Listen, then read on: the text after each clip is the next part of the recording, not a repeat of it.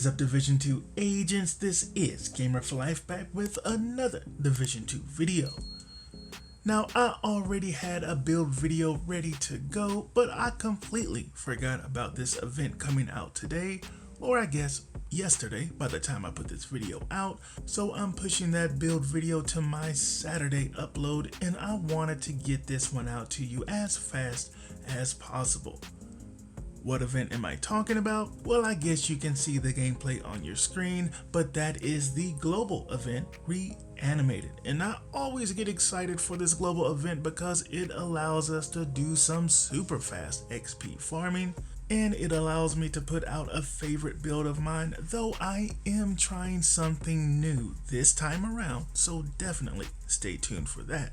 First, for anyone new here, let's take a look at what this Reanimated event is all about. So you can see in the details, new enemy tech is causing hostiles to reanimate after death. Enemies that are killed will be body shocked to life by automated external defibrillator vests. They will get up to rejoin the fight to wreak havoc for a second time. The only way to stop this reanimation is to disconnect the brain response with a headshot kill. The resulting cloud will heal and strengthen nearby agents and corrode anyone equipped with an AED.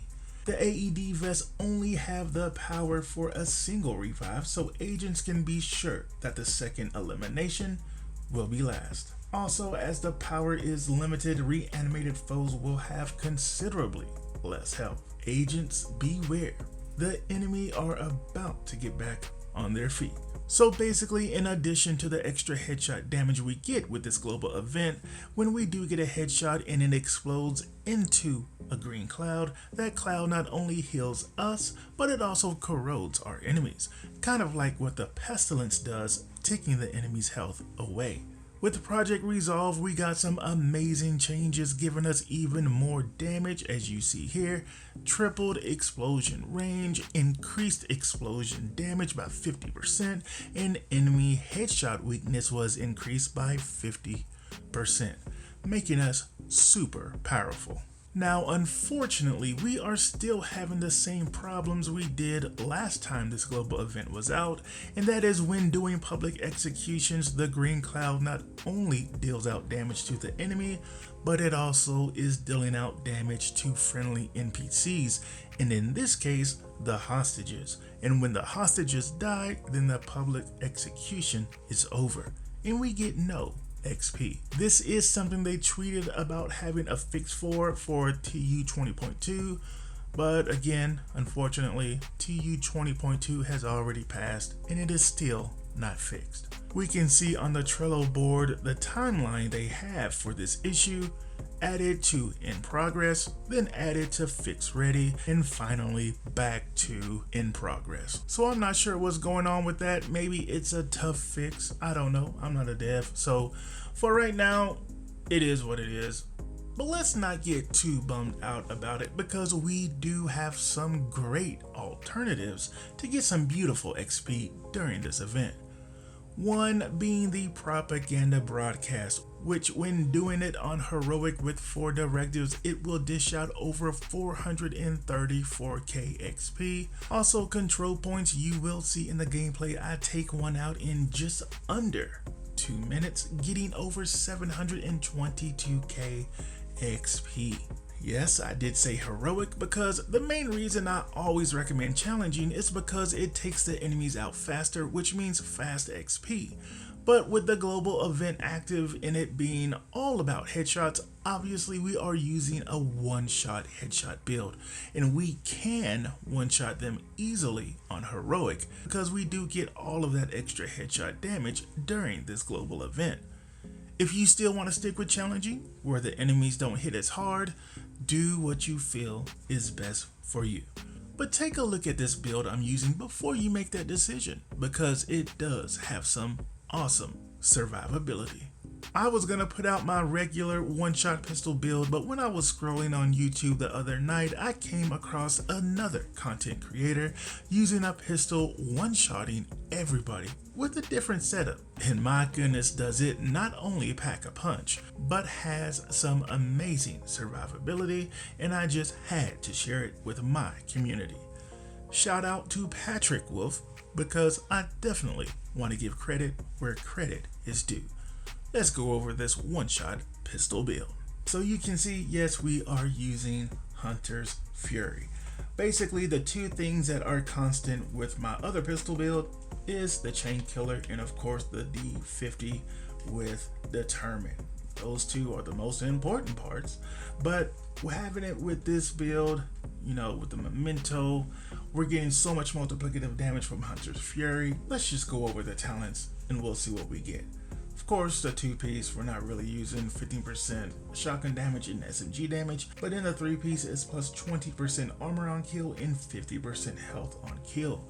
Beautiful for our survivability, and coupled with the gunner giving us another 10%, we are getting 30% armor on kill with this build, while still maintaining all of the headshot damage that we need for this build.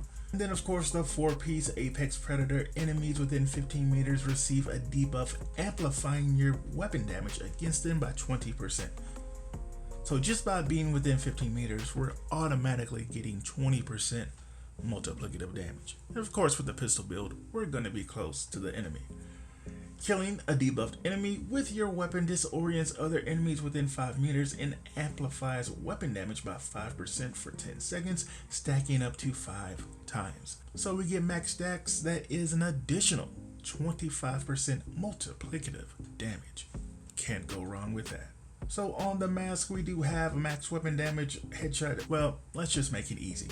Everything is rolled with max weapon damage, headshot damage, and the 3 mods are headshot damage mods. So we'll go over one of the stars of the show, and that is the Chain Killer. 5% weapon damage for the brand set bonus, and on top of the weapon damage and headshot damage, we do have 8% weapon handling as an attribute. The talent is Perfect Headhunter.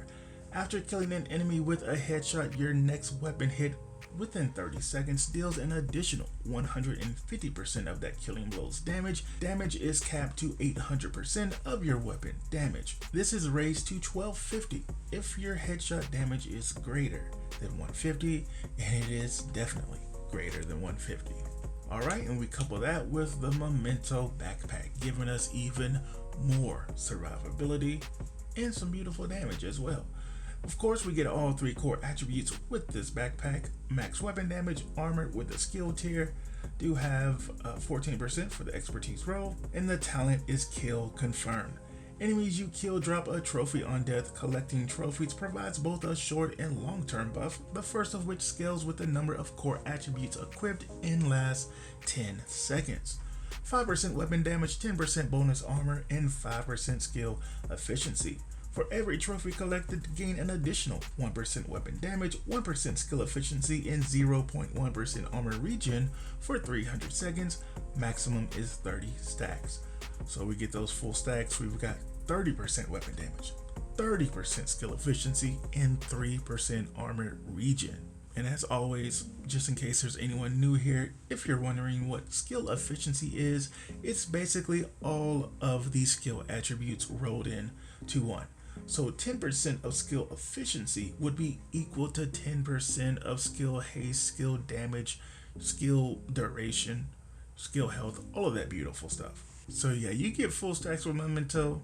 I mean, you're just rolling, my friend. So basically, that's what I love about this build, is you still have all of that crazy damage on this build for your pistol, but at the same time you have a lot of survivability with the 30% armor on kill, 50% health on kill, and of course all of the armor regen that we're getting from the backpack.